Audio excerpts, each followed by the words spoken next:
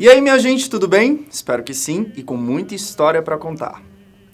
No assunto de hoje, vamos entender como o modo de produção de gregos e romanos era baseado em seus sistemas escravistas de organização social. Vamos conhecer o lado B dessa história? A comunidade grega se desenvolveu há mais ou menos 2.500 anos antes de Cristo, na região da Península Balcânica, no continente europeu. A civilização grega se caracterizou principalmente pelo politeísmo associado ao antropomorfismo, ou seja, seus deuses se baseavam em figuras humanas, o escravismo orientado pelo não pagamento de dívidas e pela guerra, e a característica mimética em suas pinturas e esculturas. Os gregos se tornaram notáveis, não só pelas grandes vitórias conquistadas em diversas batalhas pela história, tais como as guerras médicas contra os persas, a Guerra de Troia e a Guerra do Peloponeso, de gregos contra gregos, mas também pelo desenvolvimento de sua forma de ver o mundo de maneira diferente e inovadora em relação às demais civilizações ao seu redor. Esta visão de mundo recebe o nome de teogonia, quando se refere à origem dos deuses, e cosmogonia, quando se refere à origem do universo. Outros elementos importantes que devemos citar a respeito do desenvolvimento grego são o desenvolvimento da filosofia pré-socrática, o nascimento da filosofia, a primeira e mãe de todas as outras ciências, o desenvolvimento dos Jogos Olímpicos em homenagem a Zeus e a produção de gêneros literários como a tragédia e a comédia. Nesse contexto, podemos citar a tragédia mais conhecida pela humanidade, Édipo Rei. Ao final de um período de mais de 2.500 anos de história, a comunidade grega foi absorvida pela comunidade macedônica, cujo rei, à época, era Alexandre o Grande, que foi o primeiro homem a tentar conquistar o mundo. E por fim, vemos os romanos, em sua expansão republicana, conquistarem a Grécia Antiga ao final do período helenístico.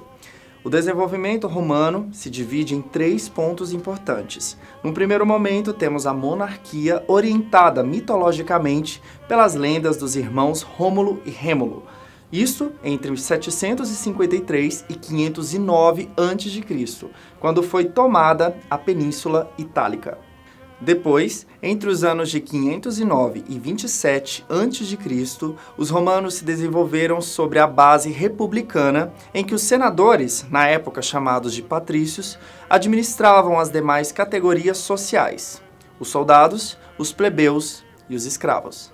Além disso, os romanos eram politeístas e não havia possibilidade de mobilidade entre classe social, já que se tratava de uma determinação dada pelos deuses. Nesse período histórico, se destacam certas formas de desenvolvimento da sociedade romana, tais como a política de pão e circo, revoltas de escravos como a de Espartaco, um enorme crescimento territorial, ditaduras de Mário e Sila, sangrentas guerras púnicas, além de desenvolverem a figura dos triunviratos, que pela ação de Otávio Augusto colocaram fim à República e deram origem ao Império Romano. Entre os anos de 27 a.C. e 476 d.C., vemos o maior império da antiguidade ruir.